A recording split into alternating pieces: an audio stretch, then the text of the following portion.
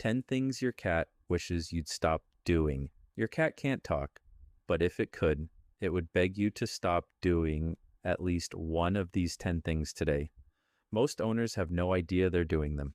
Here are the silent complaints hiding behind every meow. First, staring directly into your cat's eyes. You look into your cat's eyes because you love it and want connection. But in cat language, a hard, direct stare is not affection, it's a threat. Predators lock eyes before they strike. Your cat's brain still runs on ancient wiring that reads a fixed gaze as danger, not devotion. This is why a strange cat that stares at your cat across the yard causes tension, not friendship. When you do it, even lovingly, some part of your cat's nervous system braces for conflict. The cat may look away, freeze, or even hiss without understanding why.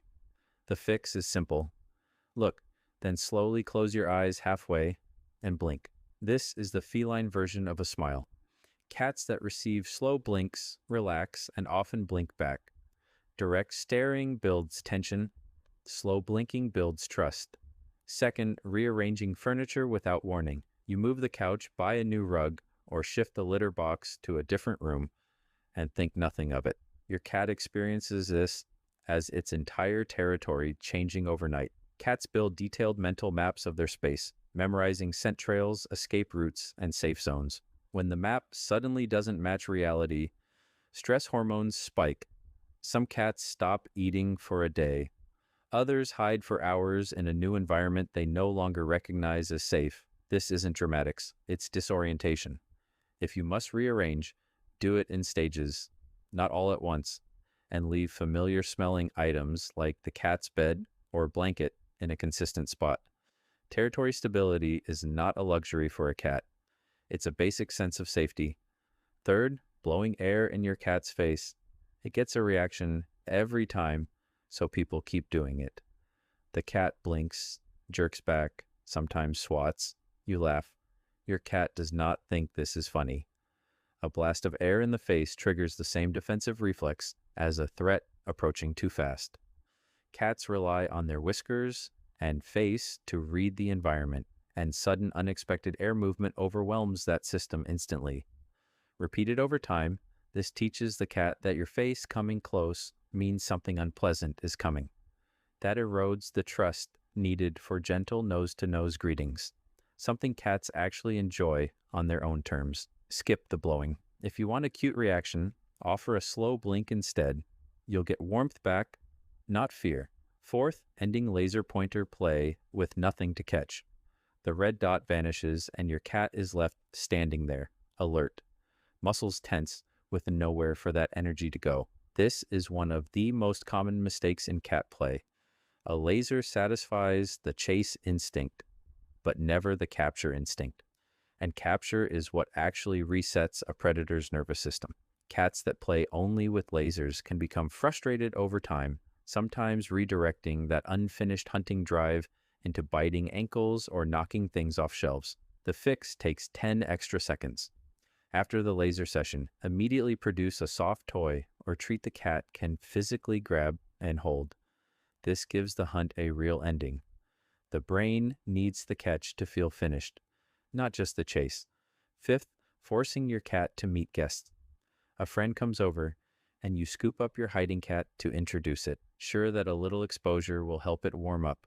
Instead, you've just taught your cat that hiding doesn't work, and that you will override its choices when strangers appear. Cats build confidence through control over their own approach, not through being presented like a prize. Forced introductions increase fear of both guests and, eventually, of being picked up in general. The better approach is to let the cat observe from a distance and approach in its own time, sometimes after the guest has already left. A cat that feels it controls the interaction is far more likely to eventually walk up on its own. Sixth, letting the litter box go a day too long. You scoop it every couple of days and think that's enough. Your cat disagrees strongly. A cat's sense of smell is dramatically more sensitive than yours, and a box that seems fine to you can already smell overwhelming to a cat. Many cats will simply avoid a box they consider too dirty and go somewhere else instead, which owners then misread as a behavior problem rather than a hygiene one. Veterinary behaviorists consistently point to litter box aversion as one of the most common and most preventable causes of accidents in the house. Scoop at least once daily. Full litter changes should happen regularly too. A clean box isn't optional tidiness. To a cat, it's the difference between a bathroom it will use and one it won't. Seventh, skipping the vet because the cat seems fine. Cats hide illness by instinct, a survival trait left over from life in the wild, where looking weak invites predators. This means your cat can be in real pain and still greet you at the door like nothing is wrong. By the time obvious symptoms appear, an illness has often been building quietly for a long time. Veterinarians repeatedly point to skip checkups as one of the most damaging habits cat owners fall into, precisely because cats are so good at masking discomfort. Annual visits, or twice yearly for senior cats, catch problems while they're still small and manageable. Waiting for visible symptoms means waiting for the disease to already have the upper hand. Eighth, introducing a new pet too fast. You bring home a new kitten or puppy and let them meet your resident cat right away, hoping they'll simply work it out. Cats are territorial by nature and need a slow, structured introduction, not a sudden face-to-face. Rushed introductions can create lasting tension between animals that share a home for years afterward, showing up as hiding, spraying, or fights that seem to come from nowhere. The better method is scent swapping first, then supervised, separated viewing, then short controlled meetings stretched over 1 to 2 weeks or longer if needed. It feels slow.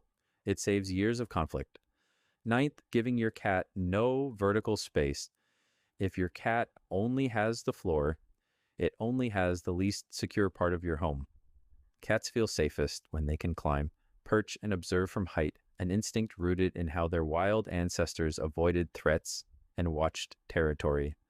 A home with no shelves, cat trees, or window perches leaves a cat feeling constantly exposed at ground level. This can quietly raise baseline stress, sometimes showing up as scratching furniture out of frustration rather than misbehavior. A single sturdy cat tree near a window can transform a nervous cat into a confident one. Height isn't decoration. For a cat, it's security. 10th, feeding out of love instead of need. Every meow near the food bowl feels like hunger, so you fill it. Free feeding and constant treats feel like generosity, but a majority of cats today are overweight, and extra weight quietly shortens a cat's life through arthritis, diabetes, and joint strain. Cats can't ask for exactly what they need, so the responsibility falls entirely on you to measure it. Scheduled, portion-controlled meals, rather than a bowl that's never empty, keep a cat's weight and energy where they should be. Love doesn't have to look like more food. Sometimes it looks like the right amount at the right time every day. Your cat can't say any of this out loud, but every one of these habits gets a reaction, even if it's a quiet one. Watch closely, and it starts telling you exactly what it wishes you'd stop.